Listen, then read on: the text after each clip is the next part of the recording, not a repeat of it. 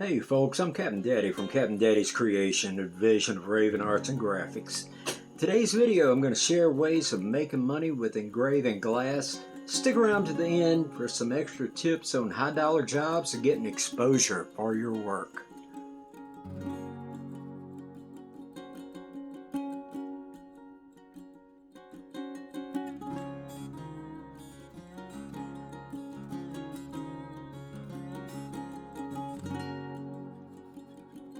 Hey folks, Captain Daddy here. Today's video I want to discuss making money with your glass engraving.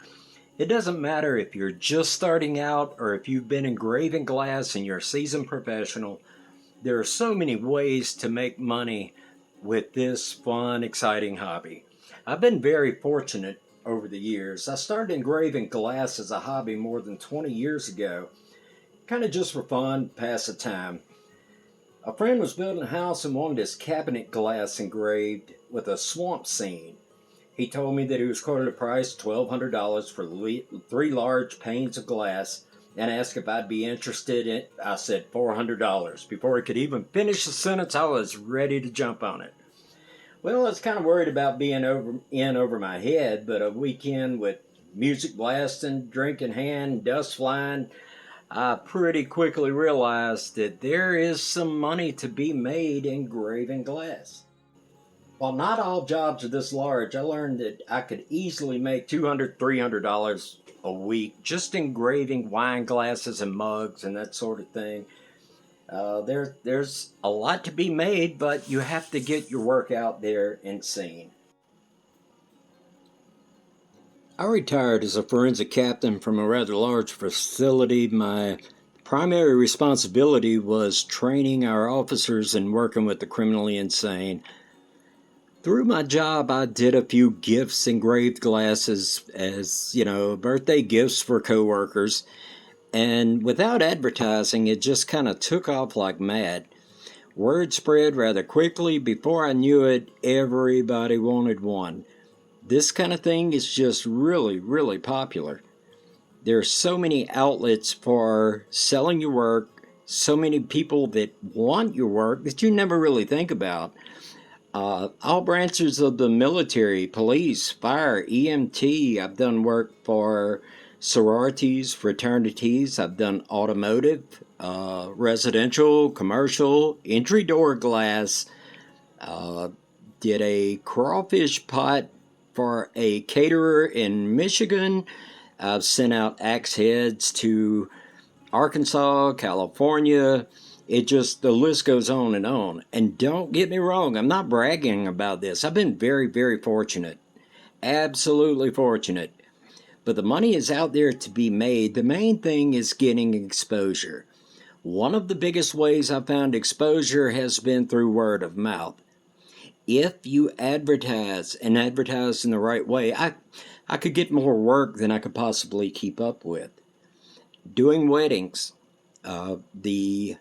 strip the labels off of wine bottles, which we'll cover in a later episode, engrave the names and dates of the bride and groom, and flowers and glasses for the bride and groom, not to mention gifts for the bridesmaid, the wedding party, the groomsman. It's just a huge, huge possibility. Also, sports-related items are very, very popular, but I have to give you a fair warning that anything related to the NFL or even your local collegiate teams are copyrighted, and you have to be incredibly careful with copyright infringement. Now, here in Louisiana, thankfully, our NFL team, their logo is a fleur-de-lis, and there is no copyright on the fleur-de-lis, so I can do those without a problem. But the NFL is notorious for going after people for copyright infringement. So if you decide to do any kind of glassware with your local teams, your NFL teams, usually high school teams, you don't have a problem. But collegiate and NFL, yes, you're doing this at your own risk. I don't endorse it in any way whatsoever. My pricing hasn't really changed a lot over the years, and I think I mentioned in an earlier video, a simple wine glass. I usually buy these at the Dollar Tree, $1 a piece. The overhead's really, really low. For just a name, I charge a minimum of $15. So you're looking at roughly less than 15 minutes to engrave the glass, so it averages around $60 an hour. So yes, there's quite a bit of money to be made. I haven't gone up much on price because that's still a good hourly rate.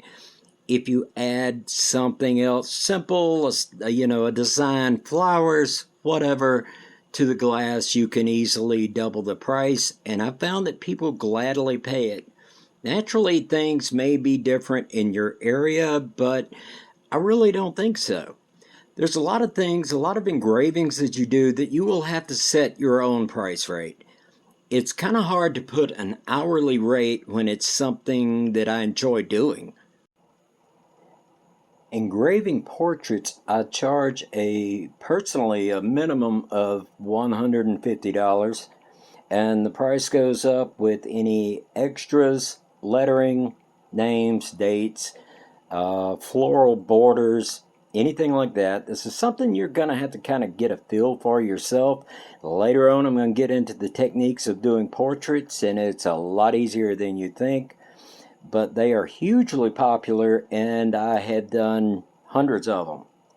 So it's something you want to explore and something you would want to include in your repertoire of making money. A little side note, when engraving metal, make sure it's stainless steel or aluminum, not regular steel unless you're prepared to coat it. Typically, I'm engraving through paint into the stainless where the finished product shows the shiny silver of the engraved part. So if it's not stainless steel, it's gonna rust if it's not protected or coated with something. Now there are things, for a while I engraved aluminum license plates, and they look fantastic. They're very popular, but for some reason people don't really want to pay as much for them. And from my standpoint as an engraver, it's much harder on your hands than engraving glass. Holding the Dremel in place is very difficult. It snags, it jumps, it jerks, it takes hand strength to do these license plates. So you may want to try something like that before you set a price. Check the difficulty level, how hard it is on your hand physically, how much time it takes before you decide to set a price. Oftentimes, people will compare your glass engraved work to vinyl graphics and vinyl stickers, and I've got nothing against using vinyl, that's fine and good, but remind them that engraved glass doesn't peel, it doesn't fade. It will not go anywhere. It is there forever. It definitely has advantages over vinyl stickers. Now for the bonus tips. Make a brochure. It's not that expensive. Business cards are a good idea as well. Something with a small picture of your work and some contact information. Generally, when you tell someone I engrave glass, they look at you a little dumbfounded. They don't really quite comprehend what you're talking about. But 99% of the time, when they see what you're talking about, they are impressed. They are interested. They will buy your work. Invest in a photography box.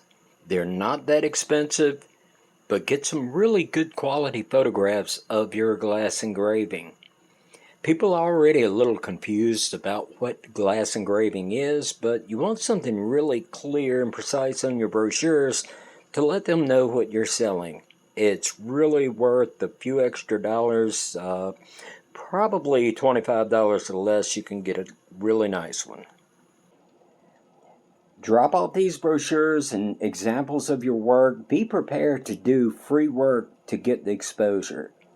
I dropped off a glass and a wine bottle at an upscale bridal shop, and It was about $50 worth of work that I did for free on a chance, and ended up getting more than $3,000 in contracts with this bridal shop. Do free work also for sports teams, your local teams. I did a water bottle with the player's nickname and the logo of the sports team, and from this I ended up having his entire team wanting to make an order. So it's worth it in the long run. Be prepared to do a little free work, give it out to get that exposure. Trust me, it's worth it.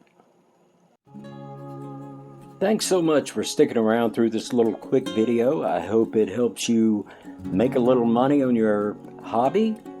If you have any questions at all, feel free to leave it in the comments. Please click like, share, subscribe, all that usual good stuff, and I look forward to seeing you the next time. Be sure and join me.